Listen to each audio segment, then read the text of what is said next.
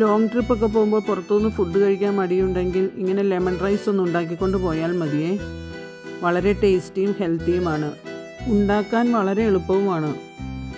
2 ദിവസം വരെ ഉറപ്പായും കേടാകാതെ ഇരിക്കും. തണുത്തതിന് ശേഷം മാത്രം പാക്ക് ചെയ്താൽ മതി. അതിനായി ഞാനിവിടെ റൈസ് എടുത്തിട്ടുണ്ട്. അതിലേക്ക് കുറച്ച് മഞ്ഞൾപ്പൊടി ഇട്ട് കൊടുത്തിട്ടുണ്ട്. കുറച്ച് ഓയിലും കൂടെ ഒഴിച്ച് മഞ്ഞൾ നമുക്കതിലേക്കൊന്ന് പുരട്ടിയെടുക്കാം.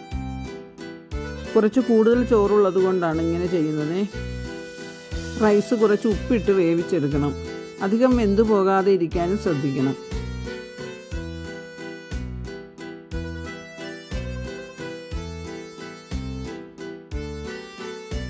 മഞ്ഞൾപ്പൊടി ആവശ്യത്തിനിട്ട് ഒന്ന് പുരട്ടിയെടുത്തിട്ടുണ്ട്. നമുക്ക് കുറച്ചൊരു വലിയ പാത്രം അടുപ്പത്ത് വയ്ക്കാം.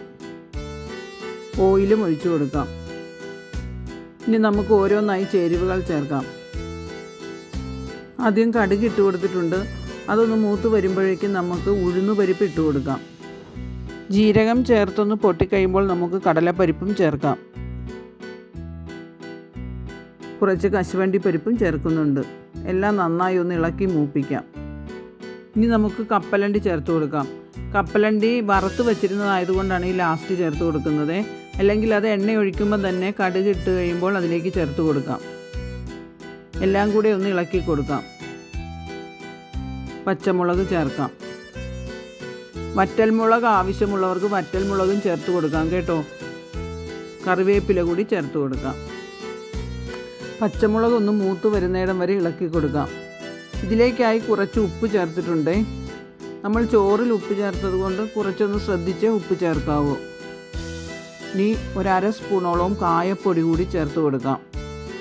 കായപ്പൊടിയുടെ ഫ്ലേവർ ഇതിന് നല്ലതാണ് കേട്ടോ. എല്ലാവരും ഉറപ്പായും ചേർക്കണം. ഇത് കൂടുതൽ ചോറുള്ളത് കൊണ്ട് ഞാൻ കുറച്ച് കൂടുതൽ കായപ്പൊടി ചേർത്ത് കൊടുത്തിട്ടുണ്ട്. ഇതിലേക്കായി കുറച്ച് മഞ്ഞൾപ്പൊടി ചേർത്ത് കൊടുക്കാം. നമുക്കതിലേക്ക് റൈസും കൂടി ഇട്ട് കൊടുക്കാം. റൈസിൻ്റെ മീതെ നമുക്ക് നാരങ്ങ പിഴിഞ്ഞൊഴിക്കാം.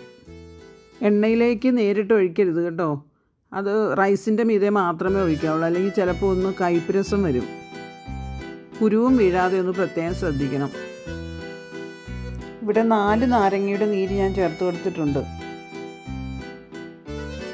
എല്ലാം കൂടി ഒന്ന് ഇളക്കി യോജിപ്പിക്കാം. അമ്മമാർക്ക് ധൈര്യമായിട്ട് വീട്ടിൽ നിന്ന് 2 ദിവസം മാറി നിൽക്കുകയും ചെയ്യാം ഇത് ഉണ്ടാക്കി വെച്ചാൽ. എല്ലാവരും ഒന്ന് ഉണ്ടാക്കി നോക്കൂ. എല്ലാവർക്കും ഇഷ്ടപ്പെടും. ഇഷ്ടപ്പെടുകയാണെങ്കിൽ ലൈക്കും ഷെയറും സബ്സ്ക്രൈബും ചെയ്യാൻ മറന്നു പോകരുത് കേട്ടോ.